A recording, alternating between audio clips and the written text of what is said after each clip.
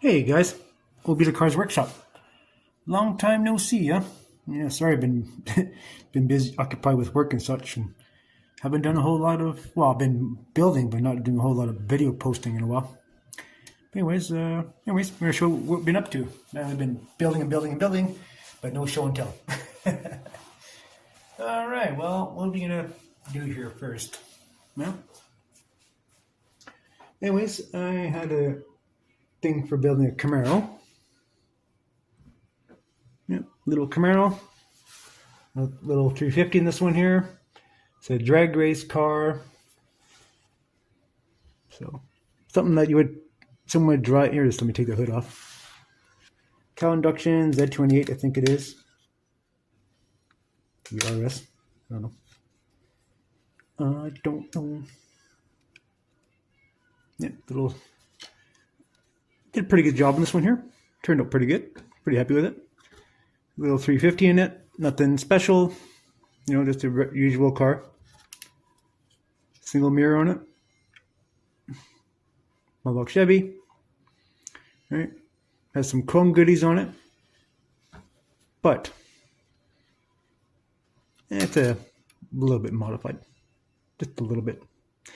Different exhaust on it. Tomato metal mufflers for it, of course. Maybe mimic like Flowmaster or something. But we got in the back. We got a different intake in there. Yep. So when the car's going out to drag races, because I have the hood on there, their trunk lid opens. Everything opens on it. And I like my old setup on my other place. Okay, go drag racing. You take the car out to the drag races and swap out the intake. You can't race with those kind of tires on there. And your own tools. Here's a little trailer I made for it. Has sticks on it.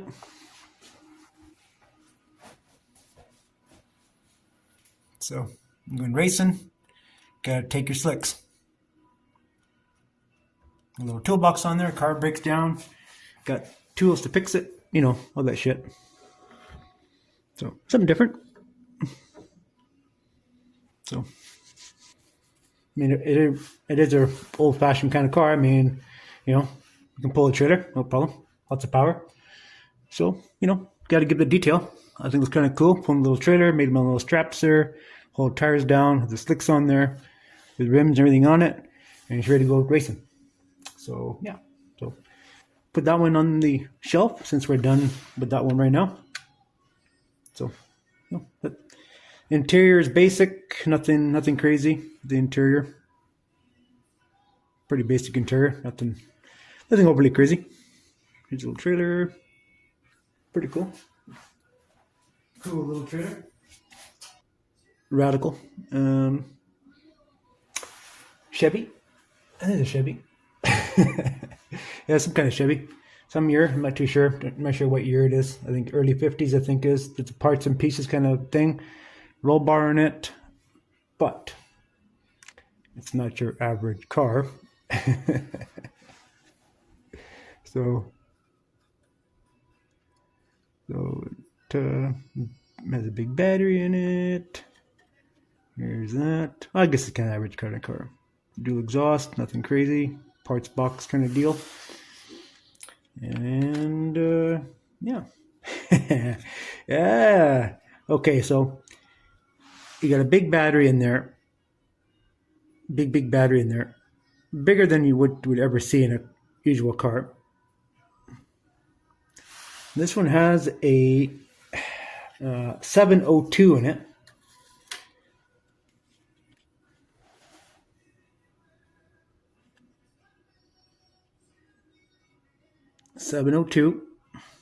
Which is called the V12. Had to modify the shit out of the interior for this thing to work.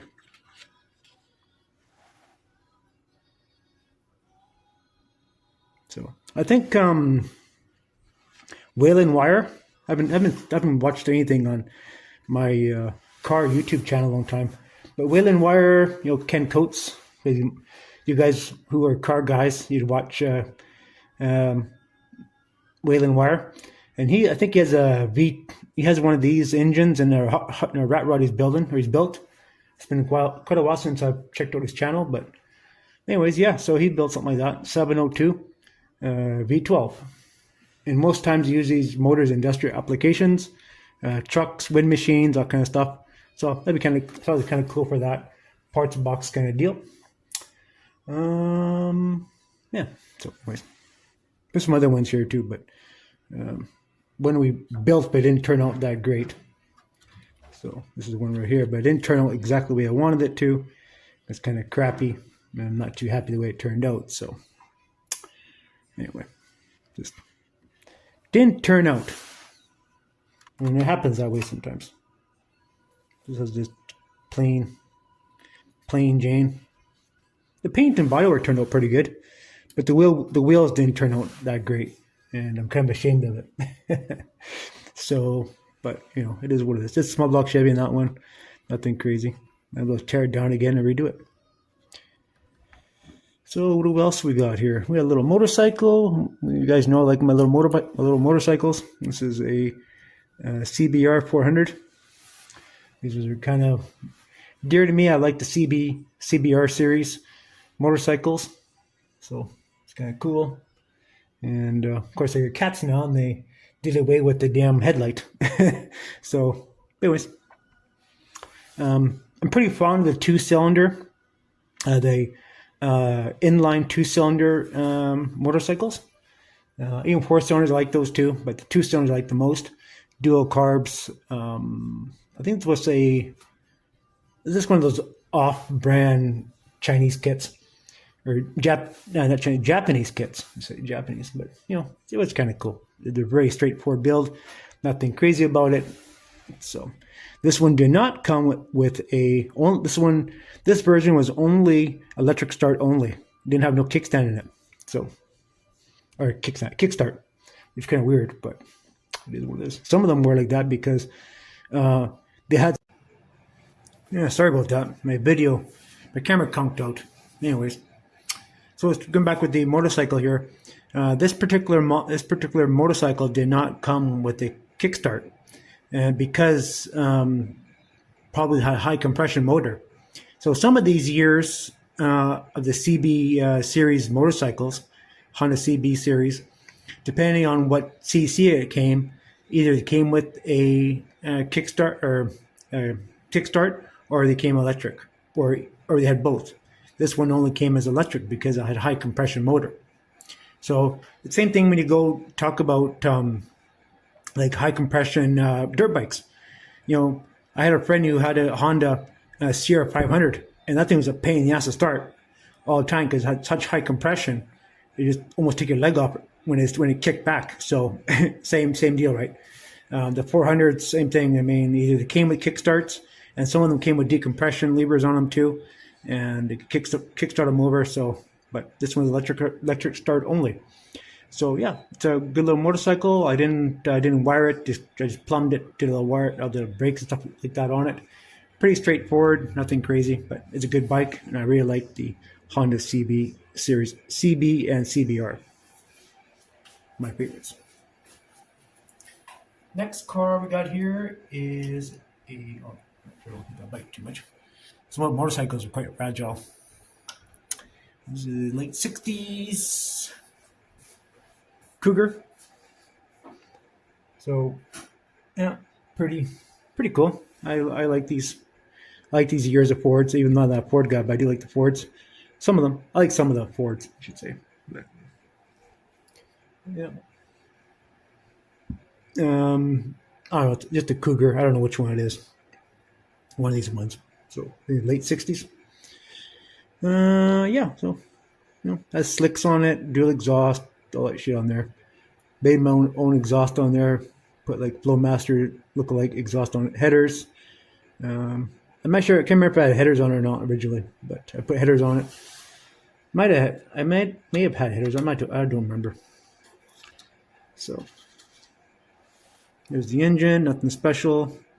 Aluminum intake, high-rise intake, and stuff like that. But you know, interior is basic. Nothing crazy. One thing I did change was the rims. I do like. I put a hood scoop on it too, which is original to the car. I like the rims. I put these rims on here. They're damn it, what are you catching here?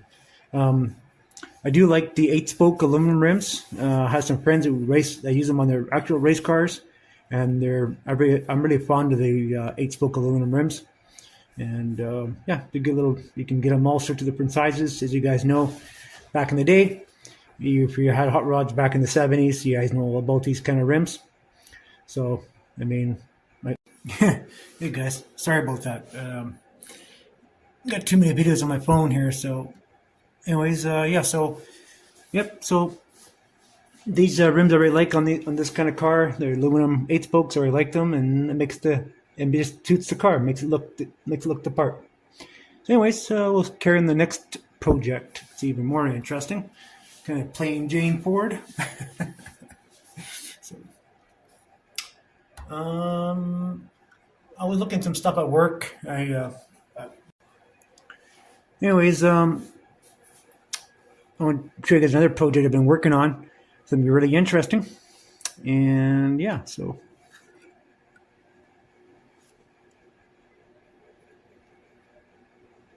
Yep, true oddball. So, we haven't had much snow at work, much snow here where I live, and just been having not much plowing at all. And just been doing regular road maintenance, fixing potholes, fixing signs, the usual shit, picking up garbage, picking dead animals, that fucking shit that us road maintenance guys do. So I was going through some pictures. I had some people send me some pictures and some stuff. I ran across a very interesting picture, very oddball thing. Anyways, this is what it is. So, just going back to do a little bit of rant here, talk about now that we actually been putting wing plows or wing blades on the side of our trucks, more of our smaller trucks. We have a couple of our 550s now. We got salters on them, a salt box or a dumper on it and such. Well, one flatbed that has a brine tank on it. The other one has a salt box on it, and the one has a dump box on it. Well, the salt box truck and the dump truck, 550s, they both now have side wings on them. Yeah, so it's pretty interesting. And I came across this picture. It was something very, very old and unique, but it is only, well, it was a 3/4 ton short box. Why anybody would ever want to do this is beyond me. But it is it's very unique, and I thought it'd be a good little piece for my collection. And this one's actually going to work. I'm putting this on my shelf at work, and for other people to admire it. I have a whole slew of stuff like this at work. I have a little case locked up, and every time I get someone who comes, like one of the sales reps that come by and try showing me some new products they have for work and stuff like that. They come in my office and look at my models I have on my shelf. Anyways, yeah, so this is just a regular, converted. I think it's 3/4 ton short box, and they put a salt bed on it, and of course the wing on it. That's all custom made and such. Of course, these are blades that would come on the snowplow truck originally, anyway. So, but reinforced. The frame would have been reinforced in the front and rear for the blade, because the wing blade takes a lot of force on it. It has this front and rear post for lifting the blade up, heavy thing, and a lot of these times where, like a lot of this was actually done. I don't know how many trucks they did this to. I'd imagine you put a lot of stress on these trucks, and it basically had to reinforce the frame so it didn't twist or break, for that matter. So this was not reinforced and such. I don't want to pick it up because it is a kind of fragile thing. So you might be wondering, what are the tanks on the side? Well, the tanks on the side are for spray and brine. So this truck, you can spread salt with it. You can push snow. You spread sand salt or straight salt, and also do brining. So The brine things, it came later on, but wasn't very. It was used, but not as much as it is now. But in some applications, the brine tanks are actually reused on the plow trucks. So yes, this is just very interesting project. So I really enjoy building this stuff. So it's all plumbed and such, and they have a fuel tank and air tank and all that stuff with that hydraulic tank in there. So, but yeah, I put some stack exhaust on it. You know, when grass burners. So, anyways, I'll flip it around. It's kind of one of those things. So,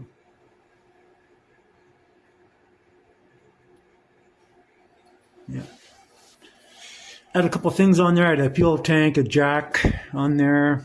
Of course, they got the exhaust on there, stack exhaust. And the picture I had, it had the stacks on it, but it had makeshift this one here. It had a tank on it, hydraulic tank, fuel tank, extra fuel tank. So, and yeah, so CB on it, and all the controls are on the inside. I don't know if I can put the camera in there or not. Let's see anything or not in there. There we go. The controls on the seat, or controls on the thing there for the front plow and the side wing and stuff like that. So pretty cool. I like building this kind of stuff, so I really kind of enjoy building the plow trucks. Being already had my hands already dirty in building real ones already, so we've had lots of problems with a lot of our plow trucks, and I've been with some of the engineers talking about it and giving basically all the operators in the snow removal. We all give our inputs on what there's done in the trucks, right, on the plow trucks. And I put in a lot of thought and stuff into a lot of our trucks and a lot of things that have been done. And a lot of times it is the operators who give the info to the engineers and the fabricators to fix, to modify stuff. No, it's just a good old salt truck. It has a hopper on the back, as you can see, salt hopper in the back. Has lights on the back and everything, and just a very cool thing. And just too bad it wasn't a long box, but it is what it is. So, hey guys, so let's say there's a plain Jane engine, plain Jane 350 with a manual transmission, shit like that. A little bit jacked up, of course. So, but yeah, that's how it would have been back in the day. So it's not perfect, but it looks the part, and that's all that really matters. And I like the West Coast mirrors. That picture I had on there had West Coast mirrors on it, stuff. So, anyways, probably one of those one-offs that were built, or maybe two or three, maybe they were built, but they probably didn't last because all the pressure from the wing on the frame and twisting, and they probably broke. So we actually had one of our trucks, tandem. We had tandem plow truck that actually had broke. The frame actually busted on the wing plow. So it busted right behind the cab where they were mounted. Busted right in there, broke, just a big crack. I caught it. I was doing a pre-trip on the truck, and I was looking. I seen a big fucking crack at the mount, and it went right down the fucking frame. Right down the frame was 1/8 inch spread apart, and of course, if you weren't doing a pre-trip, you would not have found it. But I'm getting to be a little more fussy about pre-trips as I get older and older, because they're my trucks and I have to keep them going. Well, not my trucks, the company trucks, but I'm the boss, so I have to keep I have to be super picky on this kind of shit. So, anyways, there you have it. So, anyways, guys, thanks for watching my video, and hopefully build some more models here and keep going. And I'm looking for some hopefully get some sponsors in the future to offset some of the costs with building models. So looking for maybe some new stuff coming out. If anybody's building any 3D stuff, old trucks and stuff like that, 3D printed, hit me up and we can maybe work out some kind of deal and we can build it. All right. Thanks for watching, guys. Bye for now.